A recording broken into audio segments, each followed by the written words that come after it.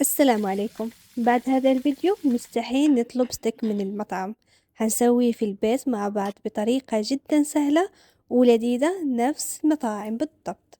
يلا نسويه مع بعض. هنحتاج قطعتين من الستيك، مشروم، نص كوب من كريمة الطبخ، توم وزبدة، ملح وفلفل اسود، ملعقة دقيق، شوية من البصل مفروم ناعم، وزيت زيتون. أول شي هنسويه قبل ما نبتدي نطبخ ستيك، ننشف اللحمة بمناديل مطبخ كويس عشان نتأكد إنها ناشفة، عشان نتبلها بالملح والفلفل الأسود. بعد ما نشفتها كويس الحين نتبلها بالملح والفلفل الأسود، ونرش عليها شوية من الزيت ونسوي لها زي المساج كده عشان بس التتبيلة تدخل معنا في اللحم، ونقلبها على الجهة التانية ونسوي نفس الحكاية اللي هي ملح فلفل اسود ورشة صغيرة من الزيت ونسوي لها مساج. خلاص وكده جاهزة، بس نحط المقلة على النار تسخن. لازم المقلة تكون مرة سخنة عشان نطبخ فيها ستيك. بالنسبة للبطاطس هنحتاج بطاطس مقطعة بهذا الطول، يعني بهذا الحجم، لا هي تخينة ولا هي نحيفة. وحنحتاج بهارات بسيطة جدا اللي هي فلفل اسود، فلفل احمر بارد، بابريكا او مدخنة لو متوفر، ملح، وشوية من البهارات الايطالية اللي فيها زعتر وروزماري والاعشاب المنسمة. وحنحتاج شوية من زيت الزيتون، لو ما توفر عندنا زيت زيتون نقدر نستخدم الزيت العادي. هناخد زبدية لنخلط فيها، هنحط البطاطس ونحط عليها البهارات ونحط عليها شوية من زيت الزيتون، كمية بسيطة يعني مو كتير. خلاص ونخليها كلها تتبل، نتأكد انه كل حبات البطاطس تتغلف بالزيت والبهارات.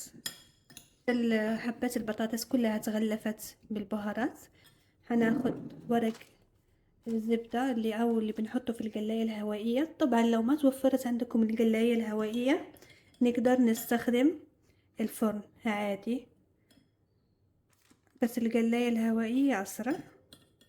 خلاص ونرصهم بطريقة عشوائية كده ونحطهم يستووا في القلاية الهوائية لمدة 20 دقيقة يكونوا جاهزين. سخنت المقلة معانا كويس، نحط الحين ستيك. بسم الله.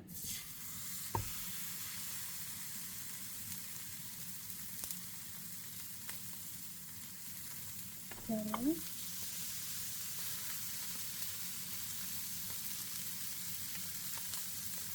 طبعا ما نحركه، نخليه لمدة 5 دقايق لكل جهة. الحين نضيف الزبدة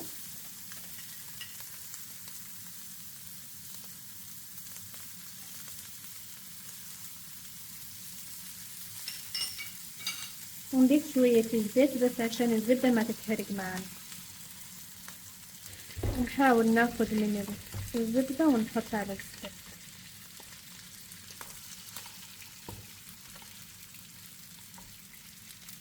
وهنا نحط كمان الثوم عشان يبغى يطلع النكهة في الزبدة.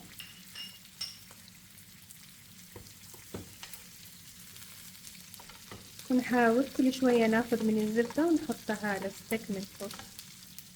الحين نقلب قطع ستيك للجهة الثانية.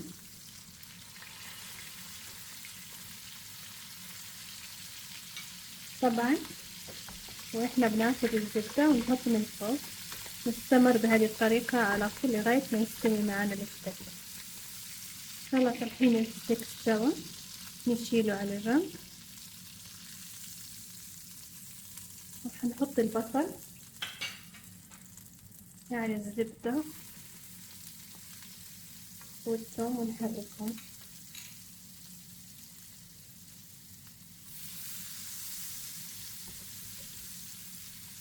البصل على فكرة على طول حيستوي معانا لأنه الزبدة مرة سخنة. كمان نخليه يتحرق، نفضل نحرك بسرعة. ممكن هنا نشيل قطعة ثوم عشان ما نبغاها تتحرق وتعطينا مرارة، عشان كده نقطعها قطع كبيرة عشان نقدر نشيلها بسهولة يعني. خلاص أنا هنا شلت كل قطع الثوم. استمر هنا في التحريك وأضيف المشروم. لو ما توفر عندنا المشروم الفريش ممكن نستخدم المعلب حق العلب، بس يفضل الفريش لأنه نكهته غير طبعا، يعني نكهته مرة حلوة.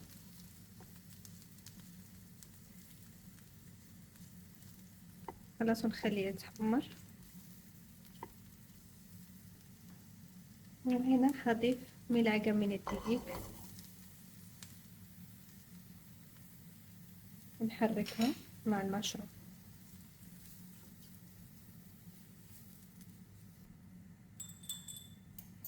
في هذه المرحلة أنا هنا هضيف نص كاسة، يعني كاسة صغيرة، شايفين قديش حجمها، من الشوربة، موية مغلية ودوبت فيها مكعب لحمة. ممكن تستكفوا بس بالموية أو مرق دجاج فريش لو عندكم. نضيف الحين الكريمة.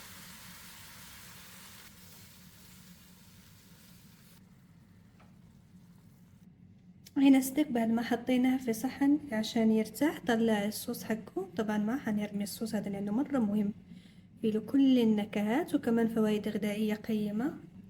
خلاص كده الصوص جاهز. خلاص هنا نبتدي نحط الستيك والبطاطس في صحن التقديم. بطاطس كمان جهزت، شايفين كيف صارت معنا ما شاء الله، مقرمشة، مرة طرية من جوا ومقرمشة من برا، والنكهة مرة حلوة. ما أخذت مننا وقت كتير، كلها 20 دقيقة بس. ناخد الستيك. قبل ما ناخد الستيك ناخد السلطة. طبعا اختيارية السلطة، ممكن بدل السلطة نحط الخضروات سوتيه، يعني اللي توفر عندنا أو اللي احنا نحب نسويه أو السهل بالنسبة لينا نسويه. نحط شوية من الطماطم اللي توفر عندنا في الخضروات نحطه. شوية من الذرة. نحط البطاطس.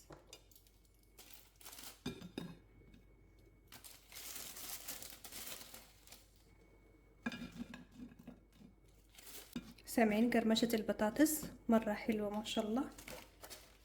أتمنى أنكم تجربوا هذه الطريقة لأنها عن جد عن جد مرة حلوة وفي نفس الوقت صحية، ما بتاخد لا زيت كتير ولا أي شيء. والحين نحط الستيك.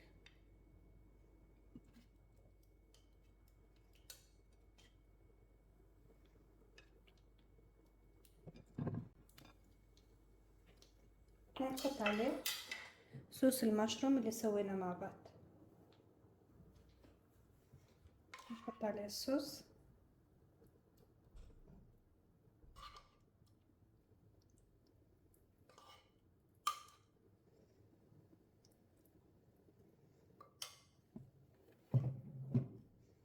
كده